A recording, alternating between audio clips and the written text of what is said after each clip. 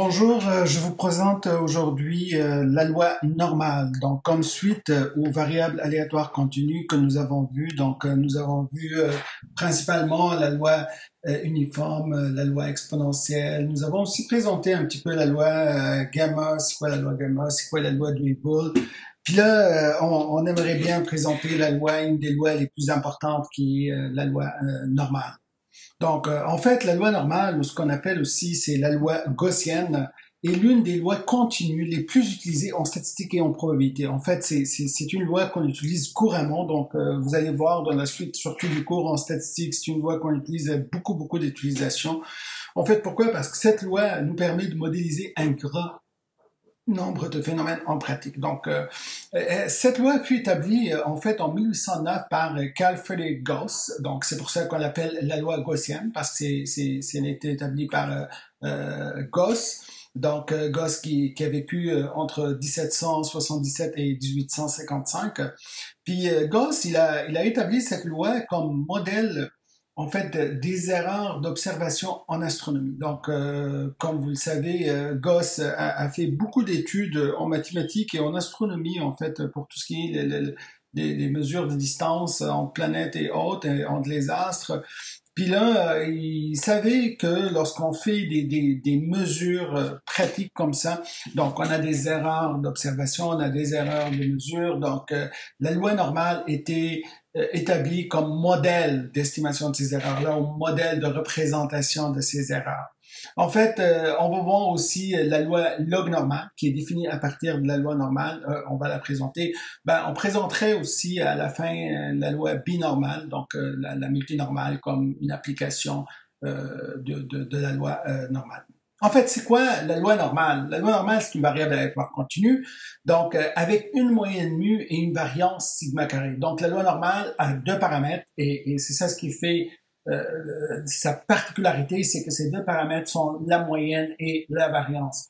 Sa fonction de densité est la suivante. Donc, c'est fx égale 1 sur sigma, qui est l'écart type fois racine de 2pi, fois exponentielle moins x moins mu au carré sur 2 sigma au carré.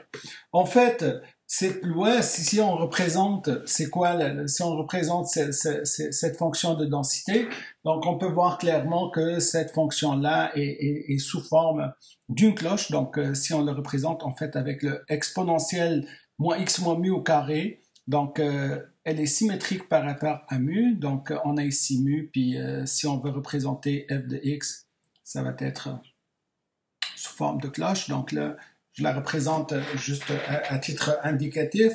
Donc, en fait, mu, ça bouge, donc ça fait varier le centre de la densité, donc ou de la distribution, et sigma, ça fait élargir ou rétrécir la courbe en fonction de sigma. Donc c'est le paramètre de dispersion, c'est l'écart type. Donc, c'est comme on vient de dire, c'est en forme de cloche. Puis elle est ici symétrique par rapport à sa moyenne. Donc, bien sûr, on peut voir pourquoi c'est symétrique si je fais f de x plus mu, ou ça, c'est égal à f de moins x plus mu. Donc, plus mu, excusez-moi. Donc, vous pouvez voir clairement ici à partir de la courbe, si on prend ici mu moins x, puis si on prend ici mu plus x, donc elle est symétrique par rapport à 2, et d'une façon générale, en fait, pour tout A réel, on peut dire que la probabilité que x soit inférieur à mu moins A, c'est égal à la probabilité que x soit supérieur à mu plus a. Donc, si on prend ça et ça, c'est toujours les mêmes, quel que soit a réel. Donc, ceci étant dit, c'est ça la loi normale. Quelque chose de très important, juste lorsqu'on le voit comme ça, la loi normale, on voit très bien que cette fonction de densité, on peut y avoir facilement la primitive. La primitive n'existe pas. Une forme analytique de la primitive de cette fonction-là n'existe pas. En fait, exponentielle, d'une façon générale, exponentielle moins x carré dx, cette primitive n'existe pas. Ben, elle existe là, mais on n'a pas une forme analytique de ça, donc on doit le calculer numériquement, ce qui rend un petit peu le calcul de probabilité un petit peu difficile, mais aujourd'hui, on a des ordinateurs, on fait tout, donc on n'a aucun problème pour faire des calculs comme ça, ou en utilisant des développements Taylor et autres, c'est les méthodes numériques que certains d'entre vous connaissent. Donc, quelques propriétés de la loi normale, en fait, soit x, une variable aléatoire, de loi normale, de moyenne mu et de variance sigma carré, ben, c'est une densité. Donc, c'est que l'intégrale de f de x dx égale à 1. En fait, le paramètre ici, là, si on voit ici le 1 sur sigma racine de pi, ça fait pour normaliser la loi normale, pour donner une densité pour que l'intégrale soit égale à 1. Donc, c'est très important. Puis, à un certain moment, avec cette intégrale-là, ça donne une approximation aussi de pi. Juste entre deux parenthèses. Donc, f de x est toujours positif. Donc, évidemment, sigma, c'est un réel positif, c'est écarté. Racine de pi, c'est positif. Exponentielle, c'est toujours positif, puisque ça, c'est un réel à l'intérieur. Donc, elle est toujours supérieure à 0, même pour tout x réel. Elle tend vers 0 en plus l'infini et en moins l'infini par symétrie. Donc, bien sûr, f de mu plus x est égal à f de mu moins x, c'est ça ce qu'on vient de dire. Donc, si x est une variable aléatoire de loi normale de paramètres mu et sigma carré, alors mu est sa moyenne et sigma carré est sa variance. Donc, elle est entièrement définie par sa moyenne et sa variance. Donc, c'est tellement que c'est large l'éventail où on peut trouver des variables aléatoires de loi normale. Donc, en fait, pour tout réel comme moyenne et pour tout réel positif comme variance, on peut y avoir une loi normale différente. Donc, vraiment, il y a énormément. Donc, et comme on est habitué à utiliser en algèbre depuis qu'on a commencé à faire de l'algèbre et tout, on veut y avoir des choses qui sont normalisées. On veut y avoir une référence. Donc là, une référence, c'est comme lorsque on traite les vecteurs et tout, on utilise des vecteurs de norme 1, on normalise pour avoir une référence. Donc en fait, on a fait une référence pour la loi normale, ce qu'on a appelé la loi normale centrée réduite. Donc c'est quoi la loi normale centrée réduite? En fait, lorsque mu égale à 0 et sigma carré égale à 1, donc si je prends mu égale à 0, donc ce qui est considérer le son des réels, puis on normalise la variance ou l'écart type. Donc, on sait très bien que l'écart type, c'est la distance moyenne des points par rapport à la valeur moyenne. C'est comme ça qu'on l'a défini au chapitre, donc au début, lorsqu'on a parlé des variables aléatoires.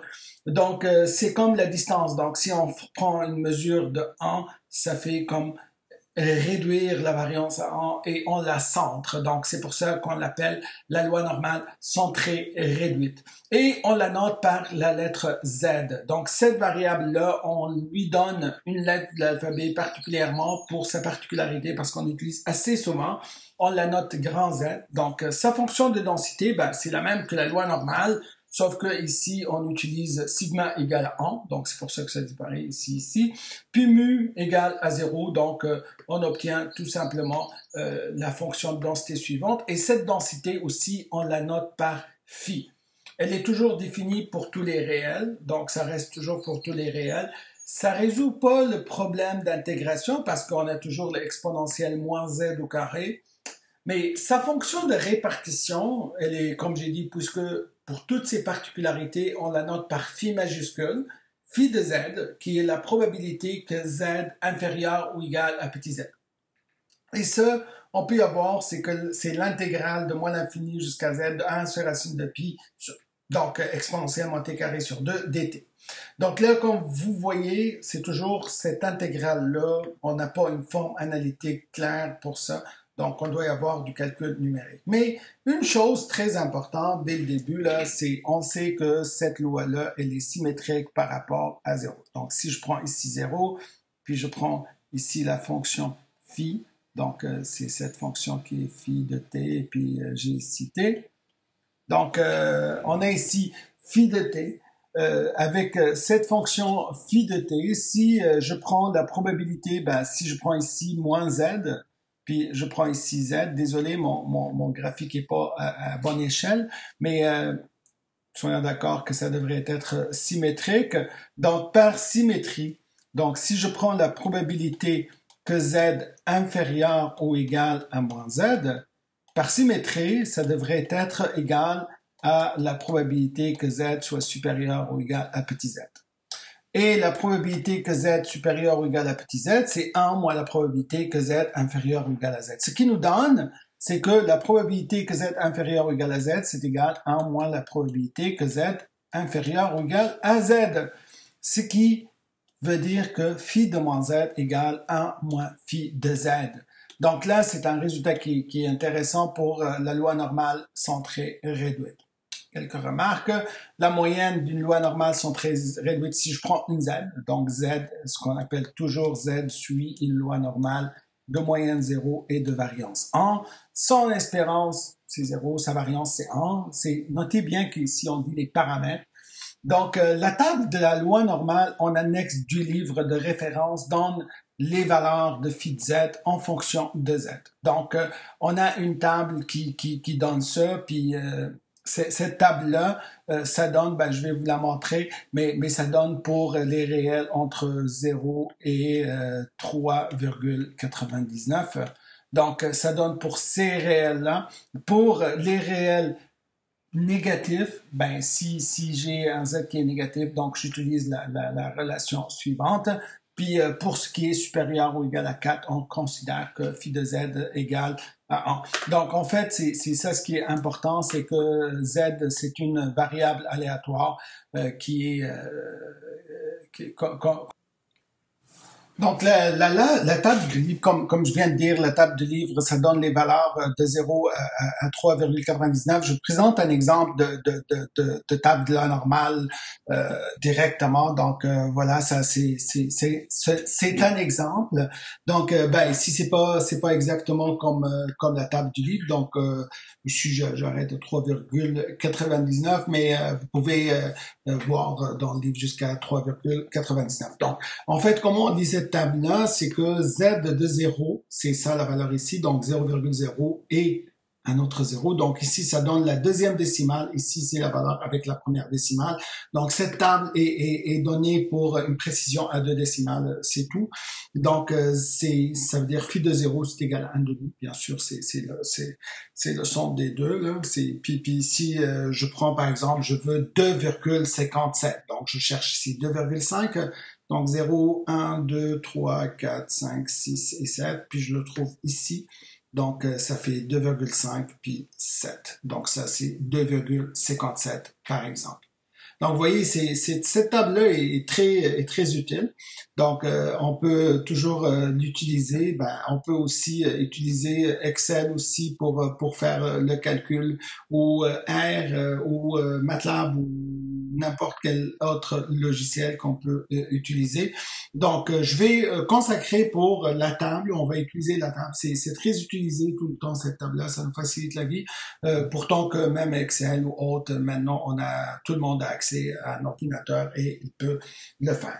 Donc, si on fait un petit exemple, donc, premièrement, c'est quoi la probabilité que Z soit inférieur ou égal à 1,96? Donc là, si je viens ici, puis on veut chercher la probabilité, donc là, que Z soit inférieur ou égal à 1,96, par définition, ça c'est égal phi de 1,96.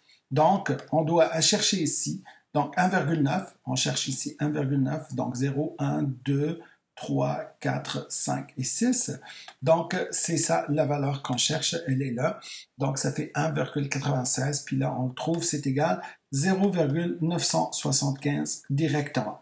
Donc, si par exemple, on cherche une autre valeur ici, donc on voit ici, c'est la probabilité que Z, donc là, un autre point, 2.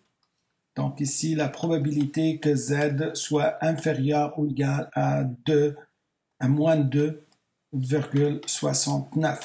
Donc là, c'est égal, phi de moins 2,69. Donc si on utilise pour les négatifs phi de Z égale 1 moins phi de moins Z, donc ça c'est égal à 1 moins phi de 2,69. 69 pour 96. donc 69. Donc là, ici, on a juste à retourner à la table, puis on pourrait voir ça. Donc 2,69, donc ça fait 2,6, ben, c'est la dernière de la ligne 2,6. Donc, si c'est la ligne 2,6, donc la valeur, elle est là. Ça fait 0,99643, donc 1 moins 0,99643. Puis on peut le trouver, c'est 0,00357. Donc, vous voyez, on peut calculer directement des probabilités comme ça. Donc, si on veut une autre probabilité ici, juste par exemple, la probabilité que z supérieur ou égal à moins 2,06, ben, ça c'est égal, ben, la probabilité par symétrie, on a dit la probabilité que z supérieur à moins z, c'est égal à la probabilité que z inférieur ou égal à z. Donc, inférieur ou égal à 2,06, puis ça fait phi de 2,06, puis on peut y aller chercher directement la variable. Donc là, ici, 2,06, donc on a 2,0, puis où est le 6? C'est ici. Donc, ça fait 0,9803. Donc, ça, c'est égal à 0,9803. Donc, vous voyez, c'est comme ça qu'on peut calculer des probabilités de loi normale sont très réduites. Donc, pour le dernier, si on veut la probabilité que z soit entre moins 1,5 puis 0,5, ben ça c'est la probabilité que z entre a et b, donc ça fait phi de b moins phi de a. Notez ici inférieur ou inférieur ou égal, c'est la même chose parce que c'est une variable aléatoire continue, donc ça fait phi de 0,5 moins phi de moins 1,5. Donc, phi de moins 1,5, c'est égal à 1 moins phi de 1,5. Donc, moins 1 plus phi de 1,5. Donc là, il faut qu'on cherche phi de 0,5 et phi de 1,5. Donc, phi de 0,5, on le trouve directement ici. En haut, c'est cette valeur-là. Donc, ça fait 0,69 146, 6, ça va bien quand on écrit les bonnes valeurs, moins 1 plus, donc 1,5, c'est ici, ça fait 0,93319. Donc là, tout calculé, donc on peut utiliser une calculatrice directement, donc ça fait 0,69 146 moins 1 plus 0,93 319, puis ça nous donne 0,62 465. Donc, ça fait 0,62 465. Donc, vous voyez, on peut calculer des probabilités directement. Donc, en fait, ça, c'est le calcul direct d'une probabilité. Mais dans le cas où on veut voir, en fait, on a une probabilité, on veut un calcul inverse. Donc, on cherche un calcul inverse. Donc, si on prend ça à titre d'exemple ici, donc, si on a ici l'exemple, calcul inverse d'une probabilité, donc déterminer, par exemple ici, donc l'exemple 2, donc on veut déterminer D tel que la probabilité que Z soit entre 0 et D, c'est égal à 0,4901. Donc, en fait, la probabilité que Z soit entre 0 et D, ça fait phi de D moins phi de 0, c'est égal à 0,4901. Donc, à partir de ça, on peut dire que phi de D, c'est égal, 0,4901, plus phi de 0, phi de 0, c'est égal à 1,5, donc c'est égal à 0,9901. Donc là, on a phi de D égale 0,9901. On doit trouver la valeur de D. Donc là, on peut retourner à la table ici. Donc, on doit chercher le 0,9901. Notez bien que ça, c'est une fonction de répartition. Donc, elle est tout le temps croissante. Moi, ce que je cherche, je peux regarder juste à la première colonne, puis jusqu'au moment où on dépasse cette valeur-là. Donc là, si je vois ici, je vois ici que c'est entre ces deux lignes-là que j'ai dépassé. Donc, c'est dans cette ligne-là que je dois trouver le 0,9901. Oups, je l'ai trouvé ici. C'est pas un hasard, ça, c'était fait exprès. On a une valeur à la table, dans la table. En général, on trouve pas toujours des valeurs dans les tables parce que ça, c'est des valeurs précises à 2 décimales. Mais on utilise un logiciel, on peut l'avoir. Puis, dans le contexte du cours, lorsqu'on utilise les tables, donc, on est satisfait avec 2 décimales. Donc, si on veut utiliser cette table-là, ça veut dire une précision de 2 décimales, c'est assez. Si, par exemple, je cherche 0,99 exact, ben, je peux prendre la valeur celle-là ou celle-là. Donc, à 2 décimales. Donc, dans ce cas, on l'a. Donc, ça fait 2,3. Donc, ici, d'après la table, on trouve que D égale 2,33. Vous voyez, on peut le trouver directement. Donc, si on fait l'autre exemple, c'est déterminer C si la probabilité que Z soit inférieur ou égal à C égale 0,04746. Donc là, ça veut dire quoi? Ça veut dire phi de C égale 0,04746. Donc, si on voit la table ici, c'est que 0,04, on ne le trouve pas. En fait, la plus petite valeur qu'on va trouver à l'intérieur, c'est 1,5. Cela veut dire quoi? Ça veut dire que C est négatif. Donc, en fait, à partir de ça, puisque C est négatif, ça veut dire phi de moins C égale 1 moins phi de C, c'est égal à 1 moins ça. C'est égal à 1 moins 0,04746. Donc, à partir de ça, on peut voir que phi de moins C, c'est égal à 0,95254. Donc là, on doit trouver 95 de 154 ici. Ben, c'est à cette ligne-là que ça dépasse, donc il est ici. Donc 95 de 54. Oups, on le trouve ici. Donc, comme je vous ai dit, on a fait de sorte pour les trouver. Donc, c'est pas une surprise. Donc, ça fait 1,67. Donc, à partir de ça, donc moins C. Donc, moins C égale 1,67 et par la suite C égale moins 1,67. Donc vous voyez, on peut trouver aussi des valeurs négatives aussi directement. Donc ceci étant dit, c'est ça la loi normale sont très réduites, mais c'est pas tout le temps on a juste des lois normales sont très réduites. En fait, un des théorèmes les plus importants, c'est que si x est une variable aléatoire de loi normale de moyenne mu et de variance sigma carré, quel que soit mu réel et sigma carré réel positif, alors z, c'est égal x moins mu sur sigma, ça suit une loi normale 0,1. Donc pour toute loi normale x de moyenne mu et de variance sigma carré, x moins mu sur sigma suit une loi normale 0,1. Et une conséquence directe pour ça, c'est que f de x, c'est égal la probabilité que x inférieur ou égal à x par définition.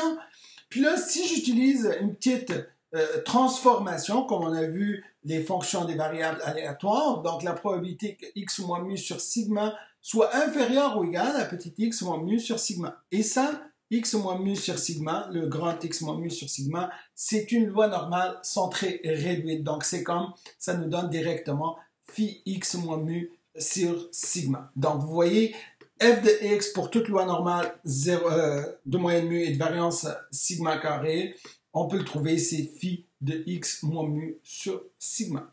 Si on fait un petit exemple, donc ici, on a x suit une loi normale de moyenne 2 et de variance 9.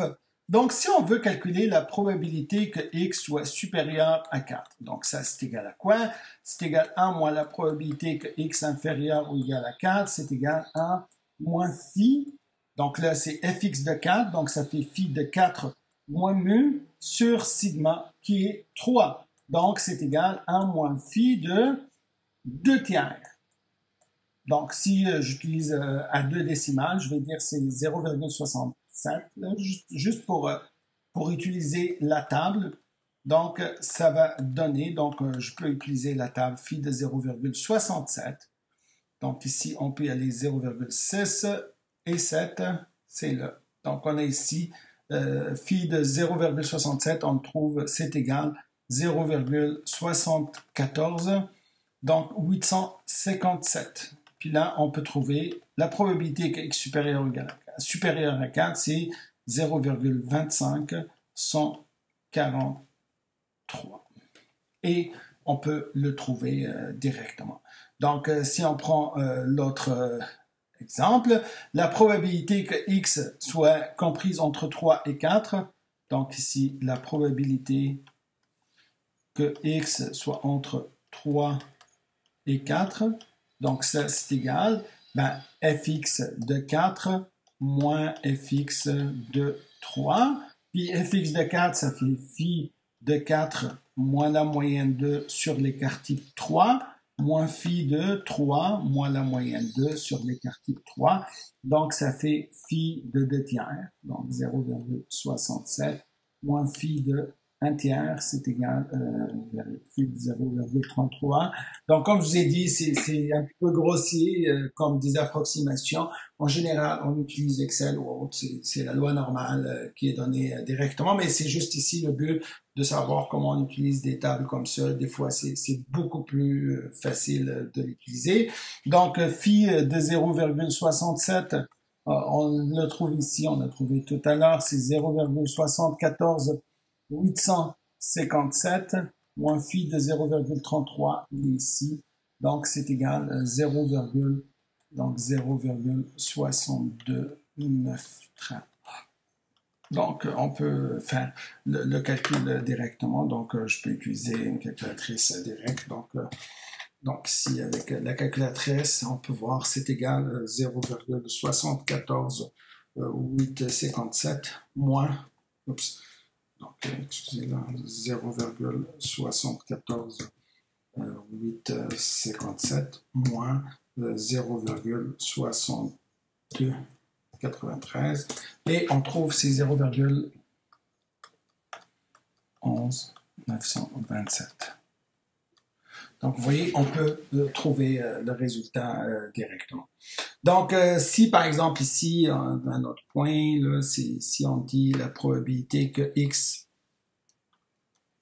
soit inférieur à 2,9, donc ben, ça c'est égal à phi de 2,9 moins 2 sur 3. Donc, ça fait 0,9 sur 3, ça fait phi de 0,3. Et phi de 0,3, on va le trouver ici directement, ça fait 0, donc la valeur exacte 0,61 791. Donc vous voyez, on peut trouver phi de 0,3 ici directement. Donc si on veut faire un calcul inverse de probabilité, donc le en 2, donc on veut trouver k tel que la probabilité que x inférieur à k égale à 0,025. Donc là, probabilité que x inférieur à k, c'est f de k. Puis ça, noté inférieur ou inférieur ou égal, c'est la même chose parce que x est une variable aléatoire continue. Donc ça, c'est égal à phi de k moins 2 sur 3 égale à 0,025. Donc là, 0,025, c'est sûr, on ne le trouve pas ici parce que la valeur minimale, c'est 1,5. Ça veut dire la valeur ici, elle est négative. Donc si je fais phi de moins ça, donc k moins 2 sur 3, je la trouve, c'est 1 moins 0,025 qui est égal à 0,975. Donc, cela veut dire quoi? Je dois chercher cette valeur-là dans la table, donc je dois trouver 0,975, donc c'est là où on l'a dépassé, donc c'est dans cette ligne-là.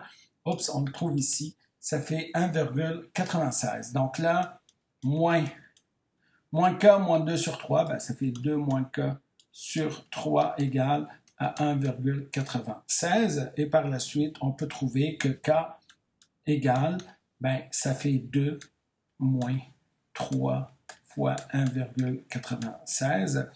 Donc, on peut le calculer directement. Donc, on peut continuer à utiliser la calculatrice. Donc, ça fait 2 moins 3 fois 1,96.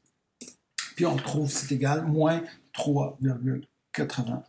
Donc ça fait moins 3,88. Donc vous voyez, on peut, à partir de la loi normale, sont très réduites, ce qui est important, on peut calculer toutes les probabilités de toutes les lois normales, quel que soit mu, quel que soit sigma au carré. Donc, Théorème important pour la propriété d'additivité de la loi normale. Donc, en fait, toute combinaison linéaire de variables aléatoires normales est aussi distribuée selon une loi normale. Ça, c'est un résultat très important. Si je prends toutes sortes de variables aléatoires de loi normale, je fais une combinaison linéaire de ça, je trouve toujours une loi normale. Donc, si on a x1, x2 jusqu'à xn, une suite de variables aléatoires indépendantes, donc en fait, si elles sont pas indépendantes, on a toujours besoin de leur coefficient de corrélation ρ. Ben, on peut revenir sur ça une autre fois, mais là, pour le moment, si on parle dans le contexte de loi normale indépendante, donc si j'ai ça, donc avec y égale a0 plus 1 x1 plus a2 x2 plus an xn, donc ce y-là, ça suit une loi normale de moyenne mu et de variance sigma carré. Avec mu égale, ben ça fait a0 plus 1 mu 1 plus a2 mu 2 plus n jusqu'à mu n fois mu n. En fait, on a dit au chapitre, au début des variables aléatoires que la moyenne est un opérateur linéaire, donc l'espérance de la somme, c'est la somme des espérances. Donc, on peut le trouver directement. La variance, en fait, c'est pas un opérateur linéaire. Puis, on a vu la variance de A plus BX, ça fait B carré fois la variance de X, la variance de X. Donc, et lorsque elles sont indépendantes, c'est là où on peut utiliser que sigma carré égale à 1 carré fois sigma carré plus A2 carré fois sigma 2 carré plus A2 au carré, plus AN au carré fois sigma N au carré. Dans le cas où elles sont pas indépendantes, ça va toujours suivre une loi normale, mais il y a ici des termes de covariance là qu'on doit ajouter. Donc, c'est la seule différence, c'est les termes de covariance. Je vais vous donner un petit exemple à la fin, parce que je présenterai à titre exemple le vecteur normal. Donc, si on fait un petit exemple, soit x1, x2, deux variables aléatoires indépendantes, en fait, telles que x1 suit une loi normale de moyenne 2 et de variance 9, et x2 suit une loi normale de moyenne 1 et de variance 16. En fait, si on veut calculer la probabilité que x1 moins x2 soit supérieur à 1,5. Donc, dans ce contexte-là, on peut définir une autre variable, par exemple y1, qui est égale à x1 moins x2. Donc, vous voyez, ça, c'est une combinaison linéaire de loi normale comme celui-là. Donc, c'est quoi l'espérance donc de y1? L'espérance de y1, ça fait l'espérance de x1 moins l'espérance de x2, puis ça, c'est égal à 2 moins 1, c'est égal à 1. Donc, si on veut utiliser, c'est quoi la variance de y1? La variance de y1, ben, c'est égal à 1 au carré, donc c'est 1, parce que je peux écrire ça, c'est 1 fois ça, plus moins 1 fois x2. Donc, parce que là, regardez, la formule, c'est tout des plus, il n'y a pas de moins. Donc, si c'était moins, ça veut dire c'est le AI qui est négatif. Donc, ça fait 1 au carré fois la variance de x1 plus moins 1 au carré fois la variance de x2. Puis ça, c'est égal, donc 9 plus 16, puis c'est égal à 25.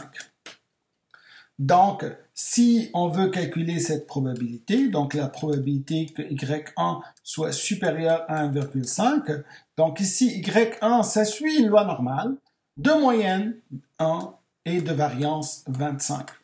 Donc ici, c'est égal 1 moins phi, parce que c'est supérieur, de 1,5 moins la moyenne 1 sur l'écart-type racine de 25, c'est égal à 5. Puis ça, c'est égal 1 moins phi de 0,1.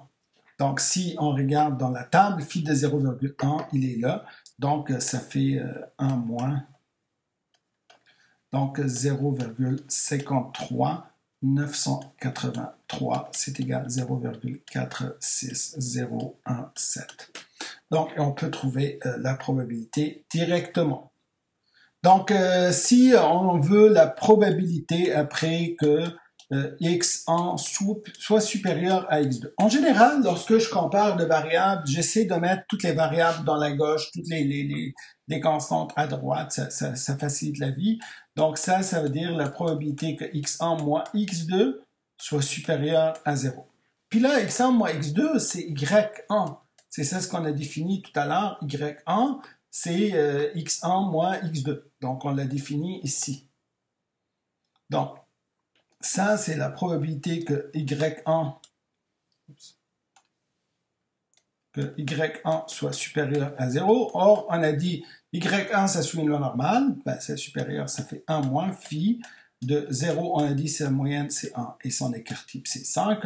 Donc, ça fait 1 moins phi de moins 0,2. Puis 1 moins phi de moins 0,2, c'est, par définition, on a dit phi de moins z, c'est égal à 1 moins phi de z. Donc, ça fait phi de 0,2.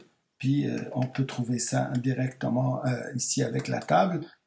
Donc, phi de 0,2, c'est le premier élément ici. Ça fait 0,57926.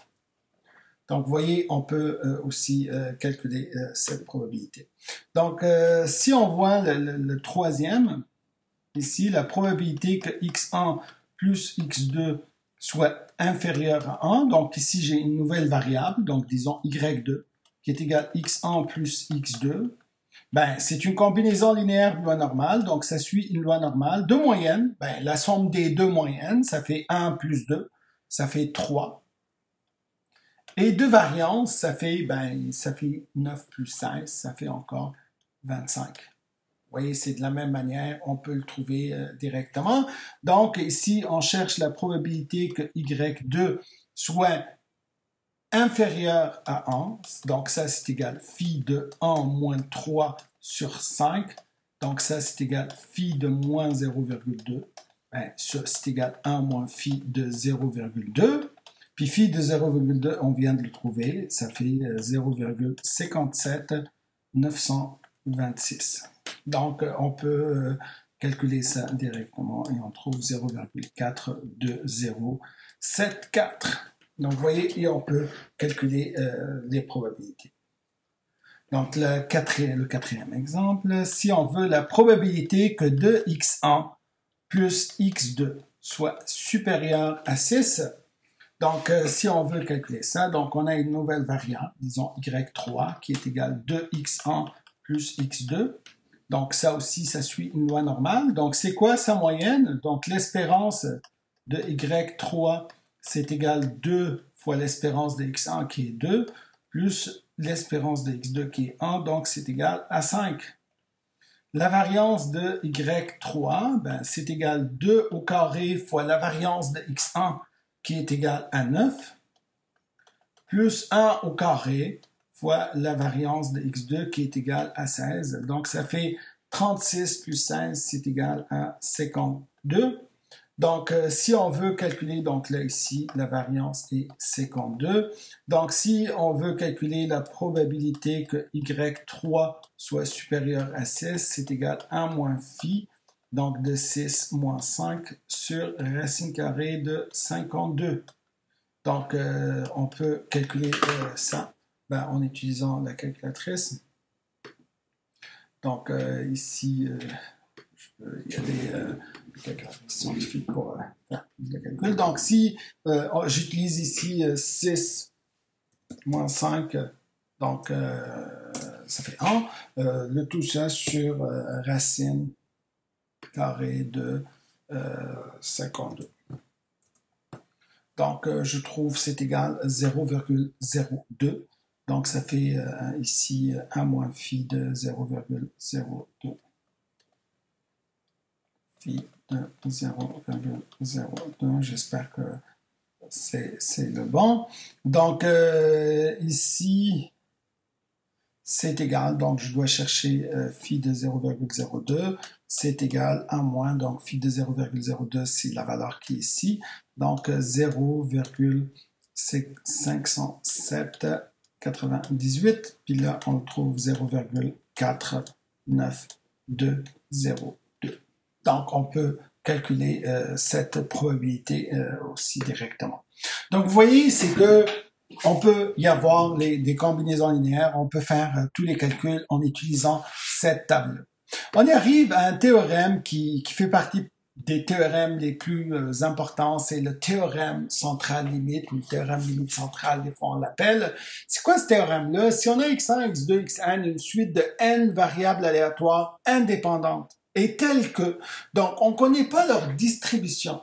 La seule chose qu'on connaît, c'est que l'espérance de chacun des xi c'est égal à mu i, et la variance de chacun des xi c'est égal à sigma i au carré.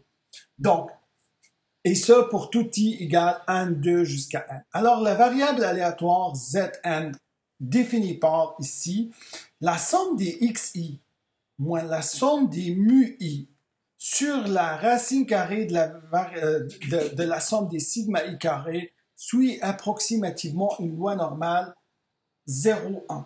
Ceci veut dire quoi?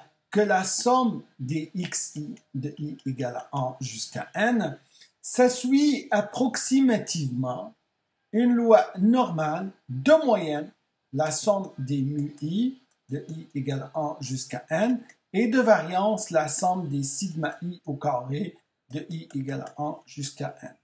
Donc, c'est ça ce que ça veut dire, ce résultat-là. Donc, on peut, en fait, même si on ne connaît pas les distributions de xi, mais si on a un grand nombre de variables xi où on fait la combinaison linéaire, on peut faire une approximation par une loi normale. Et ce résultat-là est très important. Une conséquence immédiate, en fait, on va l'utiliser couramment en statistique. Lorsque les variables xi est une suite de variables aléatoires IID, donc IID, ça veut dire indépendante, donc là, indépendante, et identiquement indépendante, et identiquement distribuée. Qu'est-ce que ça veut dire? Ça veut dire que ces lois-là, ces variables-là, sont toutes indépendantes, elles ont toutes la même distribution. Cela veut dire que l'espérance de xi égale à mu pour chaque i, et la variance de xi est toujours égale à sigma carré. Dans ce cas, la somme des xi pour i allant de 1 jusqu'à n, ça suit une loi normale de moyenne n fois mu et de variance n fois sigma carré lorsque n tend vers l'infini. En fait, ça suit approximativement lorsque n est grand. Toujours ici, lorsque n est grand, ça devient approximatif. Lorsque n tend vers l'infini, ça devient exact. X bar, ici, la variable aléatoire qui est donnée par la somme des variables aléatoires sur n, ça suit une loi normale de moyenne mu et de variance sigma carré sur n. En fait, si je prends l'espérance de x bar, donc là, à titre indicatif, ça fait l'espérance de x1 sur n plus x2 sur n plus xn sur n. Donc, or, si j'applique l'additivité de loi normale, ou d'une façon simple, ça c'est cette formule-là pour la moyenne et la variance, ça fonctionne tout le temps.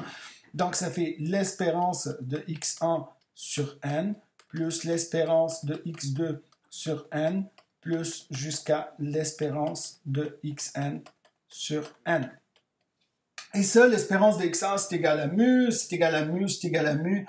Donc, ça fait n fois mu sur n, c'est égal à mu. Donc, vous voyez, c'est la variance de x bar, en fait, c'est égal à quoi? C'est égal à la variance de x1 sur n plus x2 sur n plus x3 sur n plus jusqu'à xn sur n. Puis là, si on applique l'additivité ici pour la variance, ça c'est toujours valide, même la variance c'est d'une combinaison linéaire, c'est toujours ça, que ce soit la loi normale ou pas, mais pour la loi normale, ben, la somme de loi normale, ça donne une loi normale, c'est ça la particularité. Donc là, si on utilise cette formule-là, ici, qu'est-ce qu'on obtient? On obtient ici, c'est égal, ben, la variance de x1 sur n au carré, plus la variance de x2 sur n au carré, plus ainsi de suite, jusqu'à la variance de xn sur n au carré. Puis si j'utilise tout ça, ça fait n fois sigma au carré sur n au carré, c'est égal à sigma carré sur n. Donc, vous voyez, c'est ça le théorème. C'est très important, cette conséquence-là. On va l'utiliser couramment pour la suite des choses. On fait un petit exemple. Un échantillon de taille n égale à 50 est prélevé d'une population distribuée selon une loi uniforme dans l'intervalle 0,1. Calculer approximativement, excusez-moi là, c'est calculer approximativement la probabilité que la somme des valeurs observées de l'échantillon soit supérieure à 28. Donc là, ici, on sait que xi suit une loi uniforme 0,1 et ça pour tout i allant de 1 jusqu'à 50. Donc, on a 50 variables différentes. Donc, c'est une loi uniforme. C'est quoi l'espérance? Donc, ce qu'on a vu dans la vidéo précédente, l'espérance de xi, c'est égal à 0 plus 1 sur 2, c'est égal à 0,5. La variance d'une loi normale, d'une loi uniforme, excusez-moi, ça fait bêta moins alpha moins 0 au carré, ça fait 1 au carré sur 12. En fait, ça fait bêta moins alpha au carré sur 12. Donc ici, ici je cherche quoi? Je cherche la probabilité que la somme de toutes les observations, de i égale à 1 jusqu'à 50, soit supérieure à 28. Donc là, si je prends la somme de i égale à 1 jusqu'à 50, de xi, ça suit approximativement une loi normale. Donc, si j'utilise la conséquence ici de 50 fois 0,5 et de variance, c'est 50 fois 1/12. Notez bien, ici, là, c'est toujours, on dit lorsque n est grand. Mais on ne donne pas de nombre exact. C'est lorsque c'est grand. En fait, grand, c'est toujours relatif. Ça dépend de la distribution des xi. Ben, même si on ne le connaît pas, on devrait savoir quelques petites caractéristiques. En fait, plus les variables xi sont symétriques, plus on tend rapidement vers une loi normale.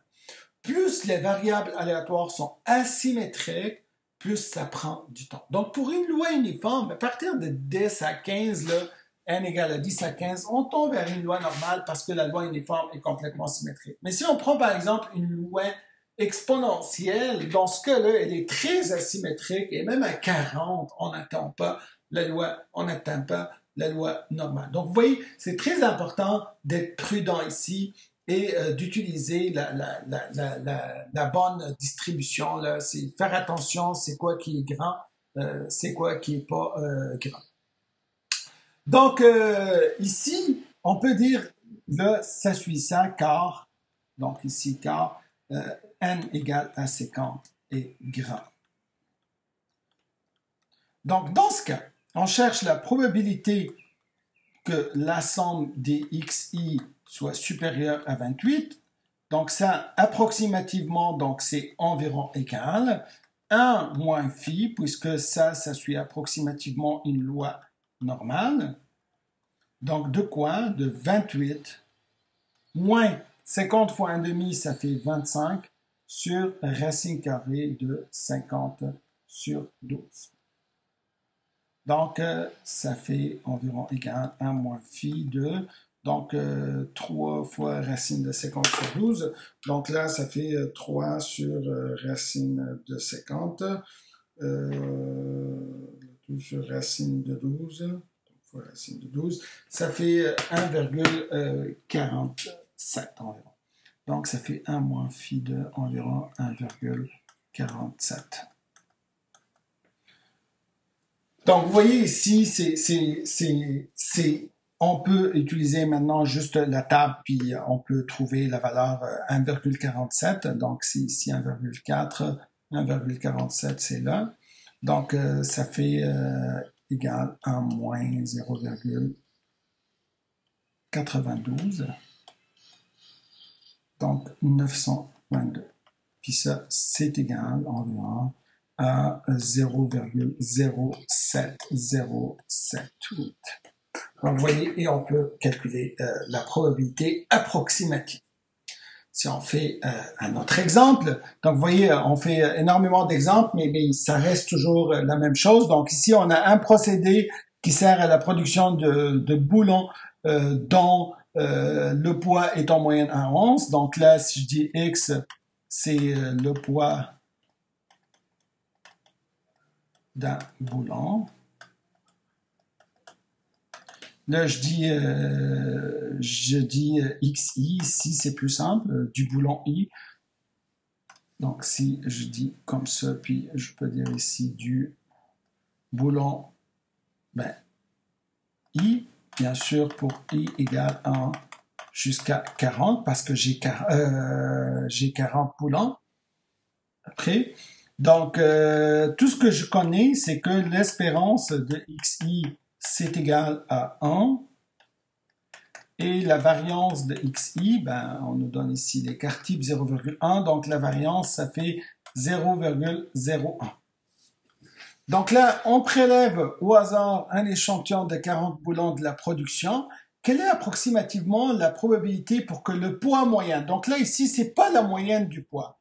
La moyenne du poids, c'est mu. Mais si le poids moyen de l'échantillon, ça, c'est une variable aléatoire qui est x bar. C'est la moyenne de l'échantillon. Donc, ça fait x1 plus x2 plus jusqu'à x40, le tout sur 40.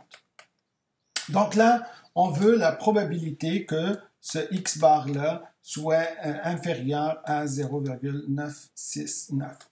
Donc là, si on utilise la conséquence immédiate, donc là, n égale à 40 est grand. Quand même, 40, c'est grand, là.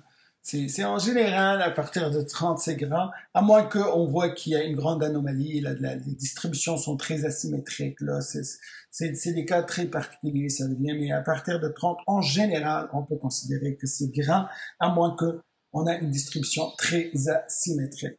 Donc, d'après le théorème central limite, x bar suit approximativement une loi normale de moyenne mu, qui est 1, et de variance sigma carré, 0,01 sur n, qui est égal à 40. Donc là, la probabilité que x bar soit inférieur à 0,969, c'est approximativement égal à phi de 0,969 moins 1 sur racine de 0,01 sur 40. Donc, on peut dire c'est égal à phi de, donc ici on a moins 0,031 fois racine de 40 sur 0,1. Donc, si on calcule ça, on a 0,31 fois racine de 40 sur 1, c'est égal à 1,96. Donc, ça fait phi de moins 1,96 environ. Donc, puis ça, c'est égal à 1 moins phi. Donc, c'est environ égal à 1 moins phi de 1,96. Donc, 1,96, si on le voit dans la table ici. Donc, 1,96, on va le trouver ici, c'est 0,975. Donc, ça, c'est égal à 1 moins 0,975. Donc, puis ça, on le trouve, c'est environ égal à 0,025. Donc, vous voyez, on peut calculer directement les probabilités. Donc, on est encore dans des cas particuliers pour l'approximation d'une loi normale, par une loi normale, en fait. Là, on a parlé du théorème central limite, mais le théorème central limite, en fait, ça s'applique pas juste pour les variables aléatoires continues. Donc là, on a dit c'est xi. Donc si je reviens ici pour voir ce qui a été énoncé, on dit c'est une suite de variables aléatoires indépendantes. On ne dit pas qu'ils sont continues ou discrètes. En fait, ça s'applique même pour les lois discrètes. En fait, le cas le plus utilisé, c'est la loi binomiale et on l'utilise souvent pour plein d'applications. Donc, il est très important de le voir.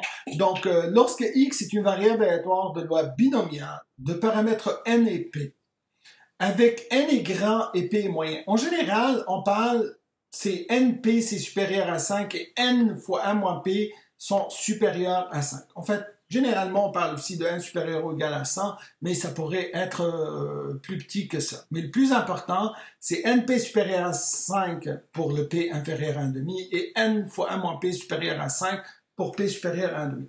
Une façon plus simple, il faut que les deux soient satisfaites, donc c'est toujours c'est plus simple.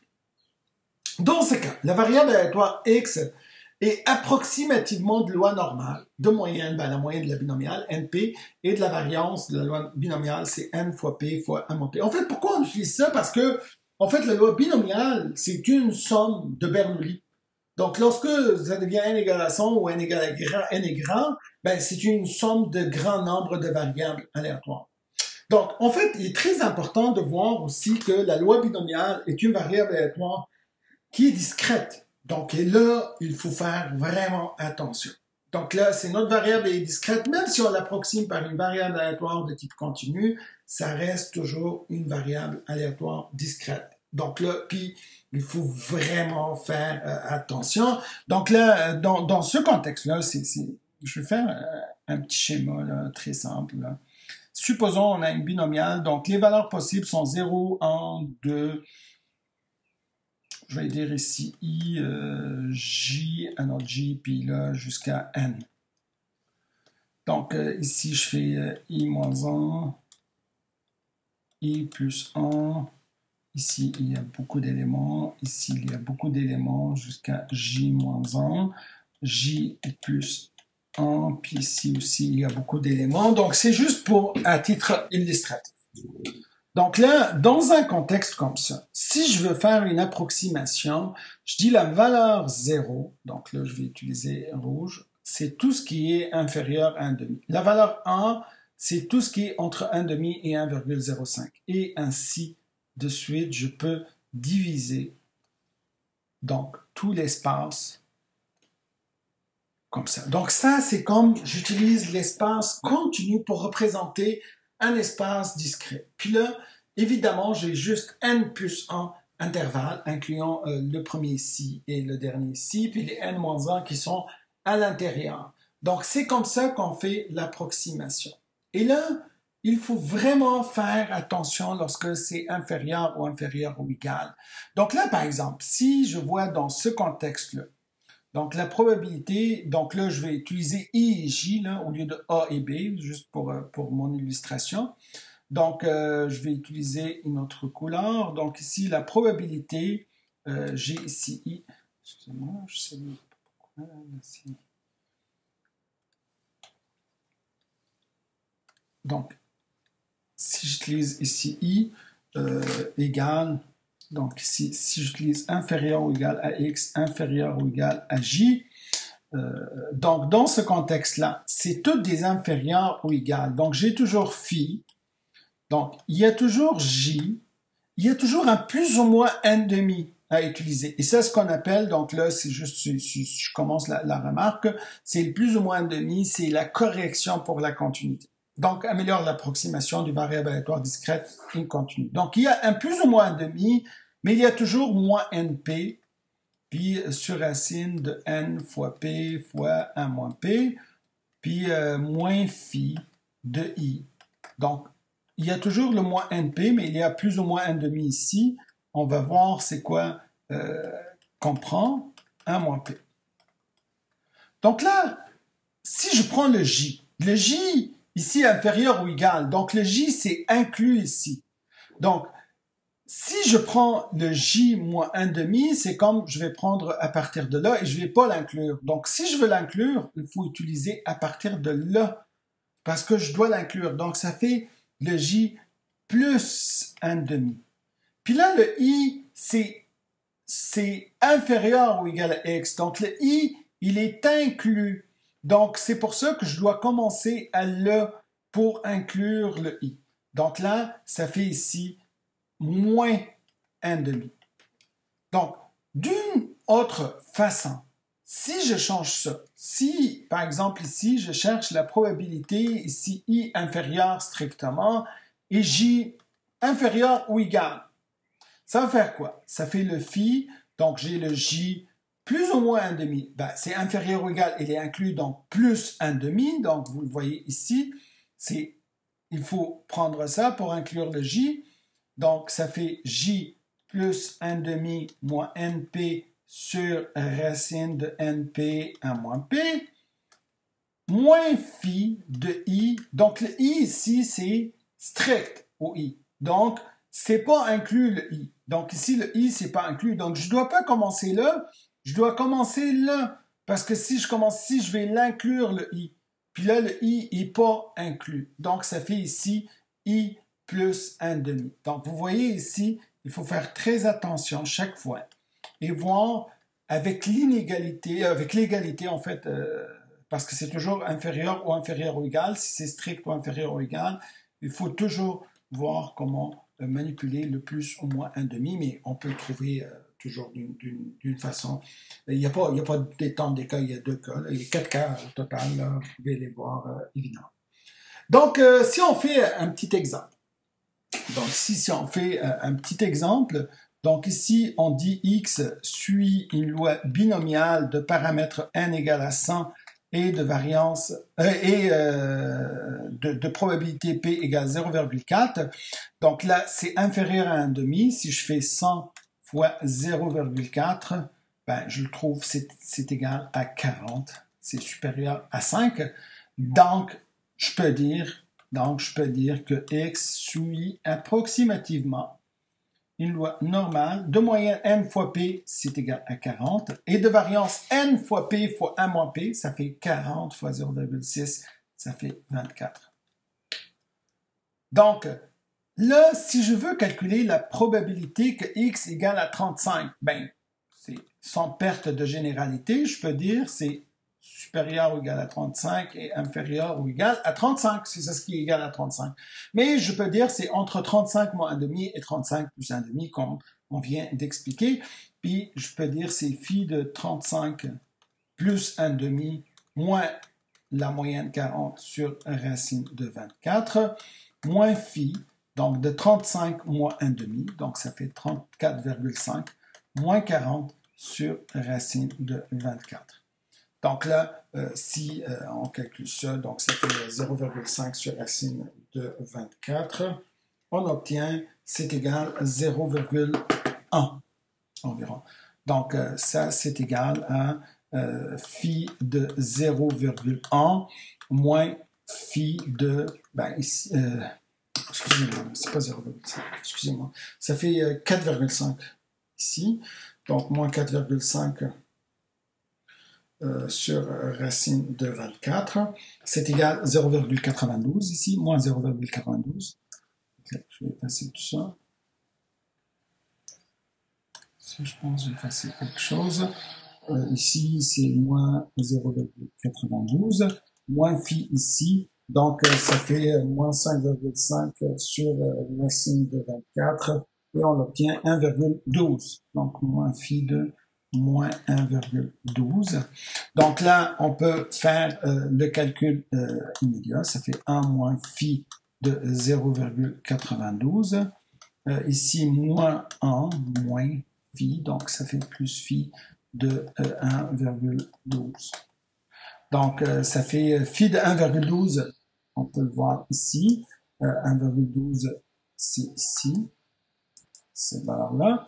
Donc, ça fait 0,86 864. Donc, 86 864. Moins phi de 0,92. Donc, c'est un peu 82 121. 0,82 121. Donc, tout calcul fait, ben, on peut y avoir ici 0,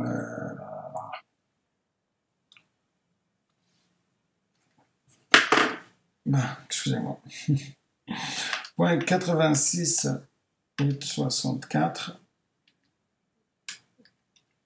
64 moins point 82 121, donc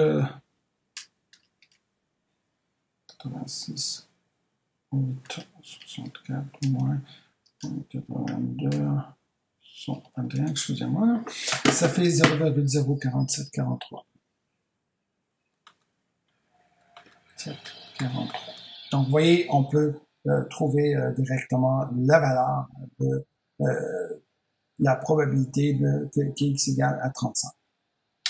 Donc, maintenant, si on veut la probabilité donc que x soit supérieur strictement à 22 et inférieur ou égal à 30, donc là, ça fait phi de 30, donc le 30, il est inclus, donc ça fait 30,5 moins 40 sur racine de 24, moins phi de 22, donc 22 ici n'est pas inclus, donc puisque c'est la partie à gauche, c'est 20, plus 1 demi aussi, donc 22,5, donc notez bien, toujours on revient ici, lorsque c'est la gauche, si le 22 ici n'est pas inclus, donc ça fait le plus 1 demi, ici le J il est inclus le 30, donc c'est plus 1 demi aussi, donc il faut vraiment faire attention à ça, donc ça fait 22 plus 1 demi, moins 40 sur racine de 24. Donc, de la même manière, on a juste à faire le calcul. Donc, si on fait le calcul, ça fait moins 9,5 sur racine de 24. Donc, ça fait 1, donc, on trouve ici, c'est égal à phi de moins 1,94 moins phi de 1. Donc, ici, 22 moins 40, donc ça fait 17,5 sur racine de 24. Donc, on obtient phi de moins 3,57 qui est presque égal à 1. Donc, vous pouvez voir, c'est de la même manière, on peut calculer le tout. Donc, ça fait 1 moins phi de 1,94 moins 1 plus phi de 3,57. Donc, ça fait phi de 3,57 moins phi de 1,94. Je vais vous laisser le soin de calculer ça. Donc, on va voir une loi particulière de la loi normale. Donc, c'est la loi log normale. En fait, une variable aléatoire continue est dite loi log normale si le logarithme de cette variable est de loi normale. Donc, en fait, on dit que x suit une loi log normale si son logarithme, donc si je dis y égale à ln de x, suit une loi normale de moyenne y et de variance sigma carré y. En fait, c'est ça. Donc, précisément, une variable aléatoire continue x est dite de loi log normale de paramètres mu y et sigma carré y. Donc, notez bien, la log normale est toujours définie par son logarithme qui est la loi normale. Donc, ces paramètres sont la moyenne de son logarithme et la variance de son logarithme. Sa fonction de densité est la suivante. Donc, comme vous voyez, c'est une fonction qui est pas qu'on n'a pas une primitive directe. Donc, on peut faire du calcul de probabilité, on peut faire du calcul d'intégral numérique, mais on n'a pas besoin de ça parce que ici c'est une fonction de loi normale. Donc, à titre indicatif, ben, si on a x de loi log normale, en fait, fx de x, c'est égal à quoi? C'est la probabilité que x inférieur ou égal à petit x, puis ça, c'est la probabilité que ln de grand X soit inférieur à petit x. Puis ça, c'est la probabilité que y soit inférieur ou égal... ici, c'est pas petit x, c'est ln de x, excusez-moi. Voilà. Je vais aller très rapide. Donc, inférieur ou égal à ln de x, puis là, y, ici, c'est une loi normale. Donc, ça fait phi de ln de x moins mu y, puisque c'est une loi normale sur sigma y. Puis ça, c'est ça, la fonction de répartition d'une loi log normale. On peut le trouver directement à partir de phi. Donc, vous voyez, les lois normales sont très réduites. Ça nous permet de faire plein de calculs directement. Donc, même en utilisant juste cette table-là, ça nous résout un grand problème. Donc, quelque chose qui est un théorème, donc direct, ce sont des paramètres, des caractéristiques très importantes. Donc, si x est une variable aléatoire de la log normale de paramètres mu y et sigma carré y, alors l'espérance de x c'est égal, ben, c'est la formule ici, c'est l'exponentielle de mu y plus sigma carré y sur 2. La variance de x, ben, c'est le sigma carré x. Donc, c'est la moyenne de la variable x. Ça fait exponentielle mu y plus sigma carré y sur 2. Donc, on peut voir que cette valeur-là égale à ça au carré. Donc, vous pouvez voir que ça, c'est égal, ben, excusez-là, ça, la valeur ici c'est égal à cette valeur-là au carré, c'est 2 fois. Fois exponentielle sigma carré y moins 1. Donc, ça fait mu x carré. Donc, cette valeur-là au carré fois exponentielle sigma carré y, le tout moins 1. La médiane de x, en fait, la médiane, c'est ce qu'on note généralement par x tilde. C'est la valeur qui satisfait à ce que la moitié est inférieure à cette valeur et l'autre moitié est supérieure à cette valeur. Donc, c'est la valeur qui partage la variable en deux. La moitié des observations sont à gauche, l'autre moitié est à droite. Donc, le mode de x, en fait, ça, on peut le trouver par x tilde égale, on peut le trouver, la probabilité que x soit inférieur à x tilde ou inférieur ou égal à 1 demi. Puis ça, c'est égal f de x tilde, c'est égal à 1 demi. Or, f de x tilde, c'est égal à phi de x tilde moins de ln de x tilde, en fait, moins mu y sur sigma y.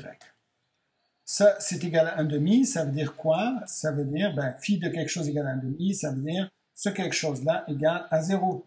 Donc, ln de x tilde moins mu y sur sigma y, c'est égal à 0. Et là, ça veut dire ln de x tilde égale à mu y. Donc là, on peut dire que ln de x tilde égale à mu y, et par suite, x tilde, c'est égal à exponentielle mu y. Donc, on peut vérifier la majorité des résultats qu'on fait. On peut les vérifier rapidement. Certains résultats, ça prend du temps, mais d'autres, c'est utile de le voir. Donc, le mode de x, le mode, c'est la valeur qu'on note par MO, c'est la valeur qui maximise la densité. En général, lorsque on a une distribution, on veut savoir le mode, donc c'est la valeur qui nous donne le max. Là. Par exemple, ici, pour une loi normale, son mode égale à sa médiane égale à la moyenne. Pour une loi log normale, son mode égale exponent, c'est le mode, la moyenne et la médiane sont différents. Donc là, c'est une forme de symétrie. En général, les variables symétriques, la moyenne égale la médiane, c'est pas toutes les variables sont en un mode. Il y a des variables qui n'ont pas de mode, comme la loi uniforme. Donc, elle n'a pas de mode, c'est une variable constante. Puis, on peut utiliser directement ces formules-là pour les trouver. Donc, on trouve ces formules-là. On peut le trouver en dérivant. Donc, si je trouve où est-ce que cette dérivée s'annule, je vais trouver le mode. Donc, c'est des caractéristiques. Donc, c'est des valeurs qu'on utilise directement, c'est un théorème.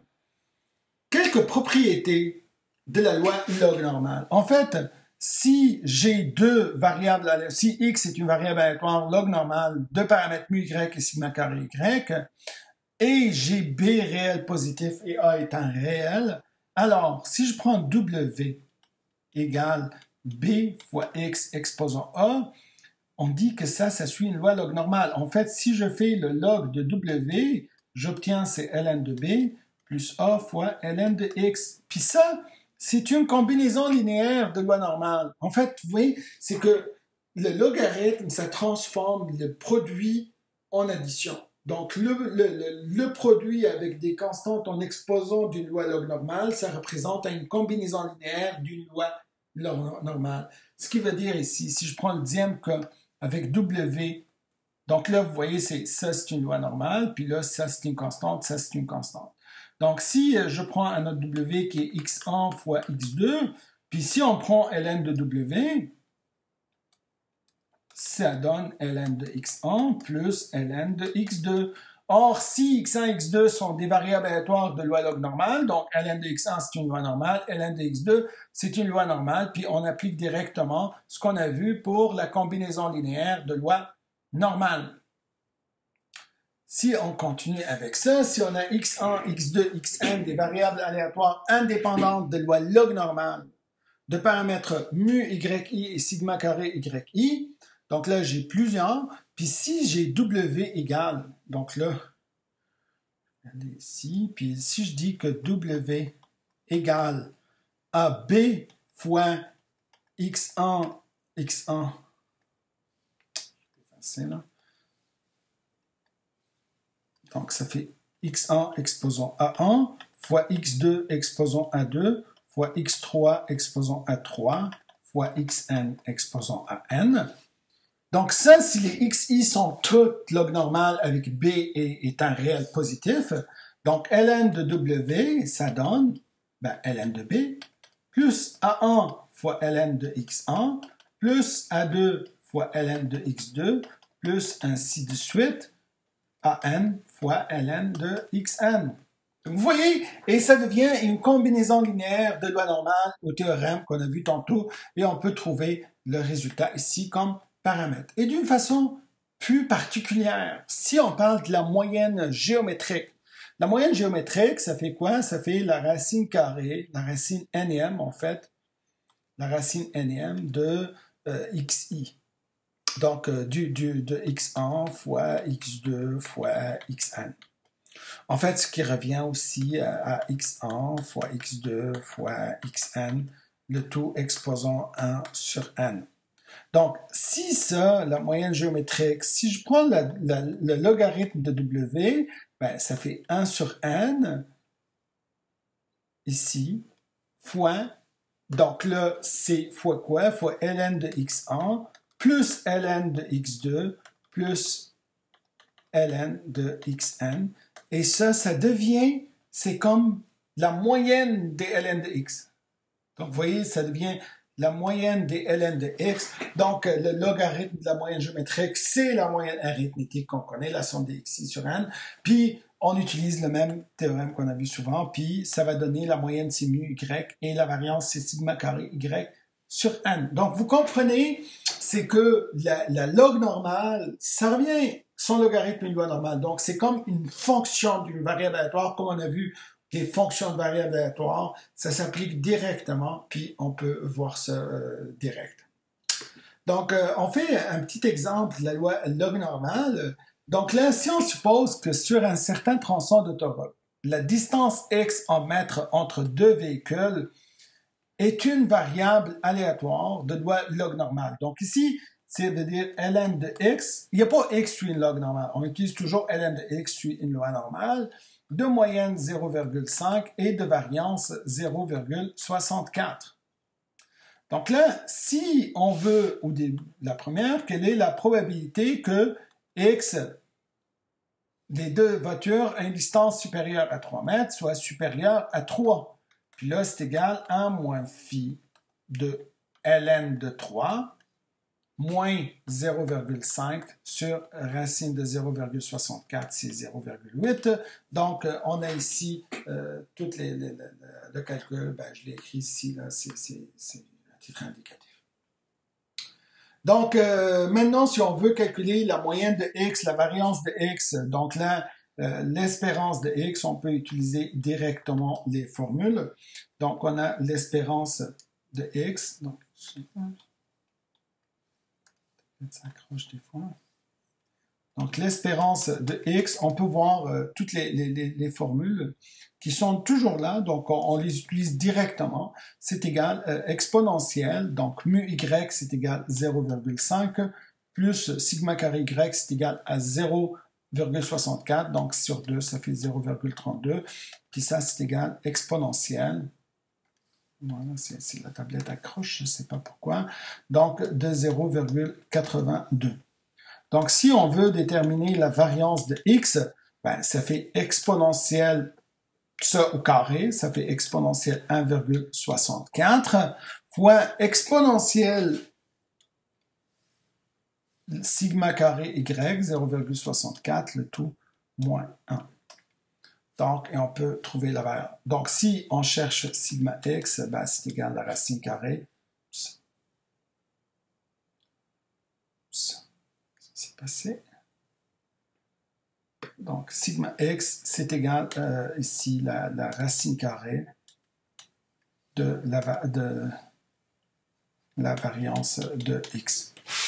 Donc, vous voyez, on peut l'obtenir aussi directement. Donc, si on veut la médiane, donc x tilde, c'est égal exponentielle de 1,5. Si on veut trouver le mode, c'est égal exponentielle de 0,5 moins la variance qui est 0,64. Puis ça, c'est égal exponentielle moins 0,14. Donc, tout calcul fait, ben, on a toutes les valeurs ici. Hein, j'ai fait tous les calculs ici. Donc, vous pouvez les voir directement. C'est du calcul direct. Donc, comme vous voyez, c'est pas si compliqué.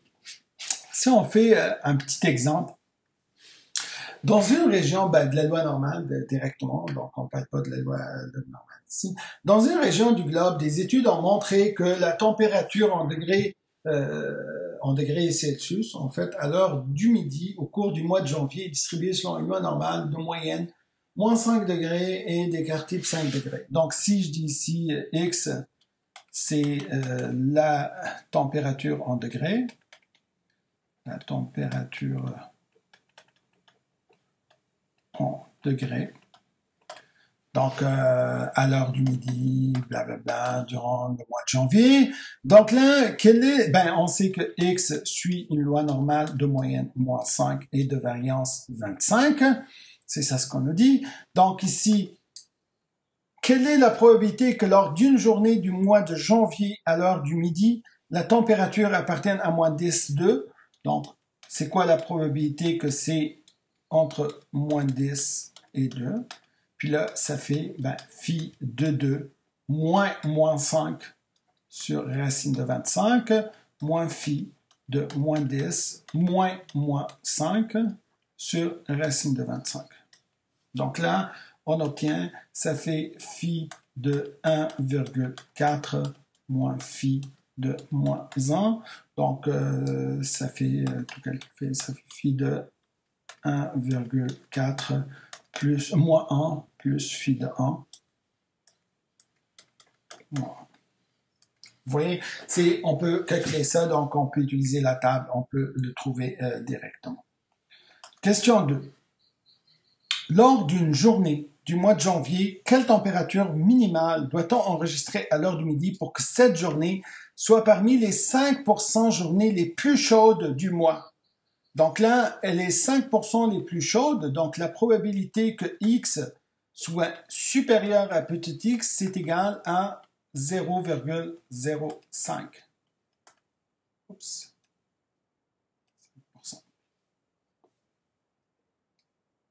Donc, c'est ça ce qu'on cherche. Donc, si ça fait 1 moins phi de x moins 5 sur 5, c'est égal à 0,05.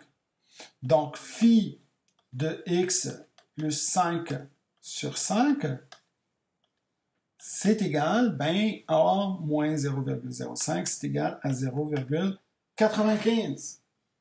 Donc là, si je prends la table, 0,95, je me cherche ça, je le trouve ici. Donc, c'est entre ces deux-là, je prends l'une ou l'autre, je vais prendre 1,65. Donc, c'est ce qui veut dire que x plus 5 sur 5, c'est égal à 1,65. Donc, ce qui veut dire que x égale à ici, 5 fois 1,65 moins 5. Donc là, et on trouve la valeur, 5% la plus chaude. Donc, on peut utiliser la calculatrice ici. Donc, ça fait 5 fois 1,65 moins 5. Et on trouve, c'est égal 3 degrés 25. Donc, x, c'est égal ici à 3,25. Vous voyez, là, on peut trouver... Quoi, là, ça accroche carrément, là. OK. Donc, on le trouve directement. Donc, si on continue notre exemple, la conversion en degrés Fahrenheit d'une température en degrés Celsius se fait selon la formule suivante. Donc, 1 degré Fahrenheit, c'est égal à 9/50 d'un degré Celsius plus 32. Donc, si je dis ici Y, c'est la température en Fahrenheit. Donc, la température en degrés Fahrenheit.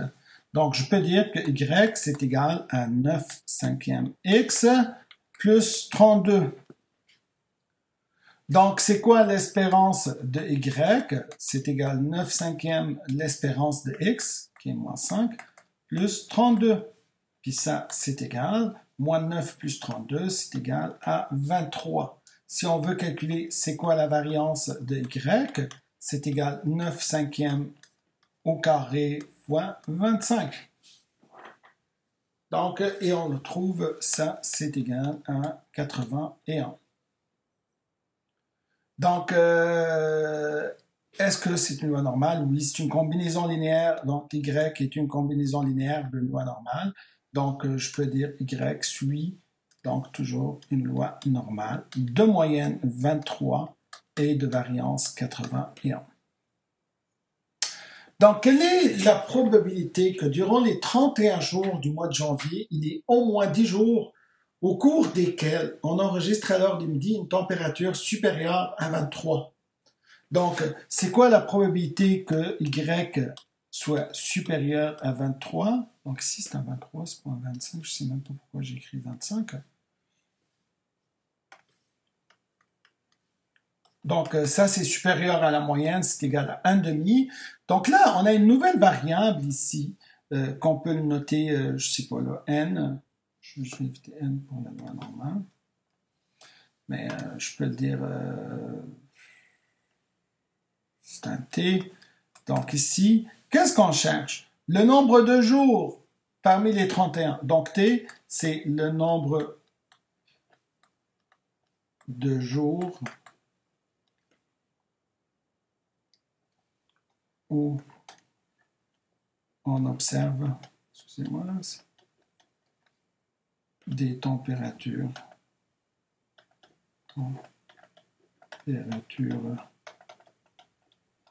supérieures à 23 Fahrenheit. Donc là, on peut voir que t ici, ça suit une binomiale, puisqu'on répète 31 jours. De paramètre n égale à 31 et de probabilité 1,5. Et on cherche ici la probabilité que t soit supérieur à au moins 10 jours, donc supérieur ou égal à 10. Donc, puis on peut utiliser directement la loi binomiale pour ça. Donc, c'est un calcul qui est quand même, on ne va pas calculer les 10 valeurs, mais c'est égal à moins ft de 9. Donc, on peut le trouver directement. Donc, pour finir ce chapitre, on va juste parler un petit peu de la loi multinormale parce que c'est très important pour la statistique. Et on utilise souvent la loi multinormale, ce qu'on appelle. C'est la loi conjointe, lorsqu'on a plusieurs variables de loi normale, on parle de leur distribution conjointe. C'est la plus utilisée, c'est la loi multinormale. En fait, si on a x1, x2, xp, p variables aléatoires distribuées selon une loi multinormale, sa fonction de densité est la suivante. Donc là, c'est un titre indicatif. Là. C'est noté très bien, sigma, c'est une matrice. Ça, c'est du calcul vectoriel. Donc, généralement, quand on parle sigma ij, c'est la covariance entre les deux variables xi, xj. Donc, si je fais ici sigma ij, c'est ce qu'on appelle la covariance entre les variables xi et xj. Donc, cette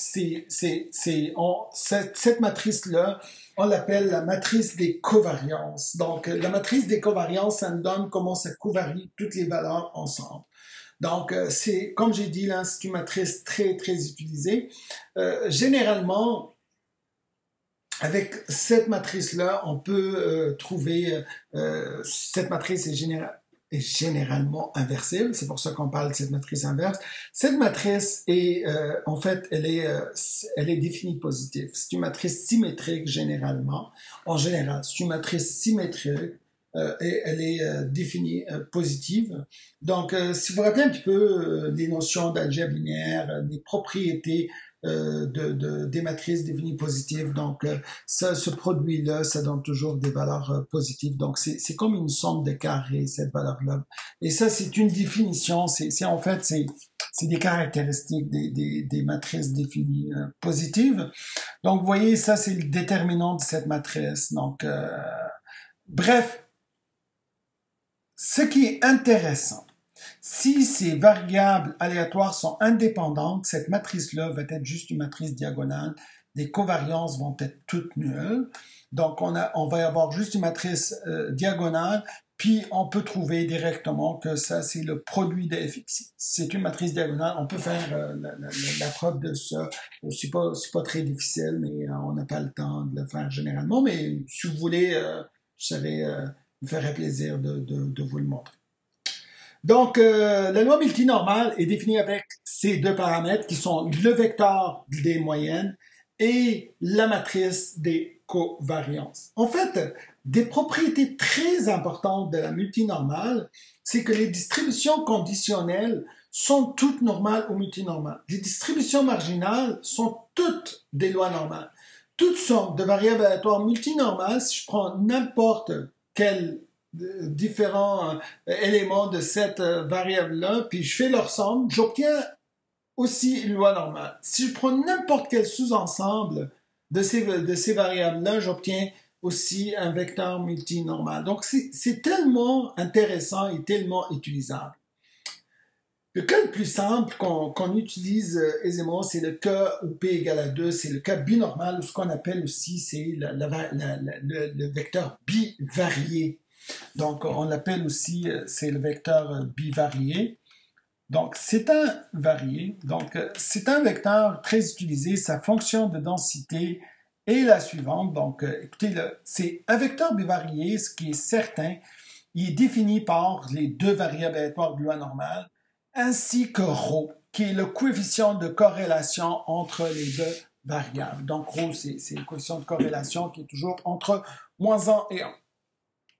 Donc, c'est ça sa fonction de densité. Donc, vous voyez, ça devient quelque chose qu'on peut calculer. Mais ce qu'on utilise généralement dans le cas d'un bivarié, c'est lorsque on utilise les densités conditionnelles. Donc là, si j'utilise la distribution de l'une lorsque l'autre est connue, si je fais la densité de xi lorsque je connais que xj égale à petit xj, je trouve une loi normale directement.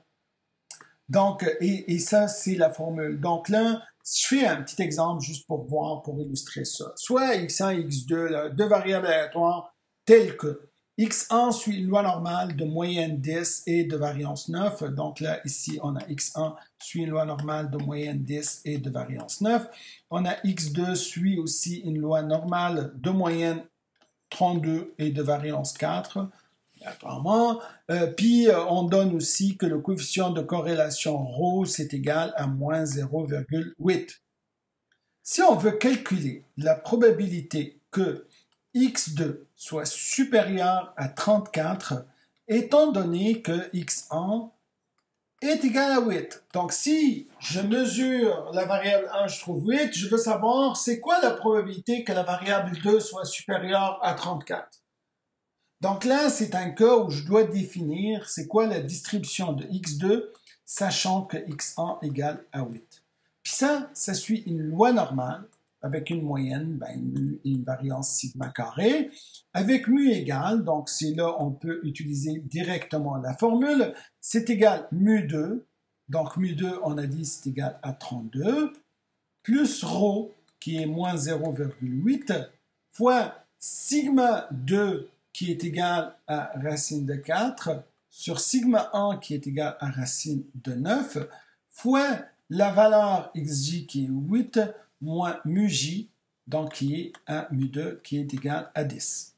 Donc, et je trouve ici la moyenne, donc ça fait 32 plus, donc ici 8 moins 10 ça fait moins 2, donc moins ça se simplifie, donc j'ai 2 4 tiers fois 0,8. Donc, et on peut trouver la valeur directement. Donc, sigma carré, c'est égal à la variance qui est égale à 4 fois 1 moins ρ au carré, donc moins 0,8 au carré. Donc, c'est égal à 4 fois, donc 0,8 au carré, 0,64, donc ça fait 0,36. Donc, on peut calculer ça et on peut trouver la variance. Donc là, si on fait le calcul direct, donc ça fait 32 plus 4 fois 0.8 sur 3. On trouve ici 33,06, 07, disons, c'est 0,6666. Puis là, on prend 4 fois 0.36. On trouve ici 1,44. Donc là, si on veut calculer la probabilité que x2 soit supérieur à 34, sachant x1 égale à 8, ben, je peux dire ça c'est égal, ben, c'est supérieur, donc ça fait 1 moins phi.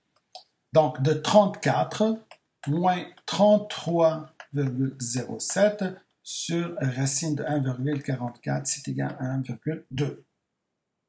Donc, si on veut faire tout le calcul, ça fait ici 0,93 sur 1,2.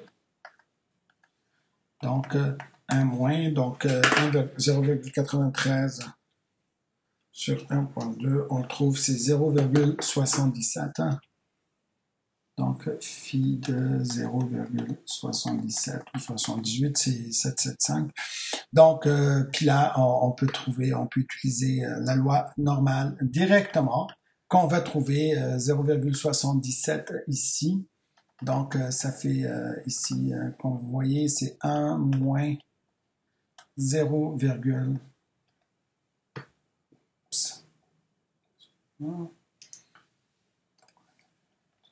non. Donc, ça fait, je vais justement voir si, je sais pas pourquoi ça a défilé tout ça. Oui. Donc, voilà. Donc, ça fait 0, donc ici, 0,77935. Donc, ça fait 0,22065 et on trouve cette probabilité directement. Donc, vous voyez, c'est avec ça, on a fini pour la loi normale. Donc, il est très important lorsqu'on parle de loi normale, c'est une loi très utilisée. Connaître comment calculer avec la table, connaître les relations entre une loi normale et une loi normale sont très réduites, donc comment on se met toujours dans une loi normale sont très réduites. Connaître comment on calcule des probabilités inverses. Après ça, c'est toutes les combinaisons linéaires de loi normale, c'est le théorème central limite, donc la loi log normale, les combinaisons, ben c'est pas les combinaisons, les produits de loi log normale qui donnent des lois log normales, puis on finit avec la bivariée. Donc, avec ça, on a fini ça. Ce qui met en fait une fin à la partie probabilité du cours. Donc, les prochains chapitres, ça va porter sur la partie statistique. Donc, merci pour votre écoute.